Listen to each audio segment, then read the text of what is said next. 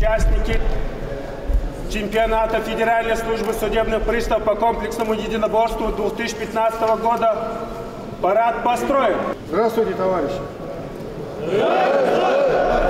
Перед началом турнира представители 8 федеральных округов принимают участие в торжественном параде спортсменов. Сразу после напутственные слова гостей и торжественное поднятие государственных флагов России и Чеченской Республики.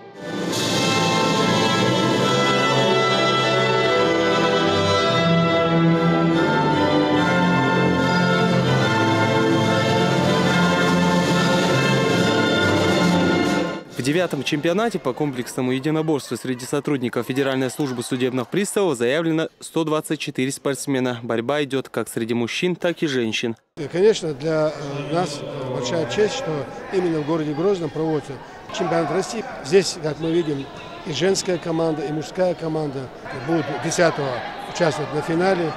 И там будут тоже 2 команды, женская и мужская. То есть 16 боев мы проведем 10 числа. А сегодня, начиная с сегодня и до 10-го, включительно, каждый день у нас и будут эти предварительные бои. Мы будем отбирать лучших финалистов. За поединками наблюдают многочисленные гости, в их числе президент Федерации тяжелой атлетики Магомед Кадыров, министр спорта и начальник управления Федеральной службы исполнения наказаний. Соревнования проходят в жестком противостоянии. На татами опытные спортсмены, среди них заслуженные мастера спорта России и мастера спорта международного класса. 13 мастеров спорта международного класса России и 58 мастеров спорта России. Я считаю, что это вполне такой уровень подходящий для того, чтобы удачно нам, цель этого чемпионата, удачно выступить на международном турнире на Кубок ОДКБ, который пройдет в Москве в начале октября.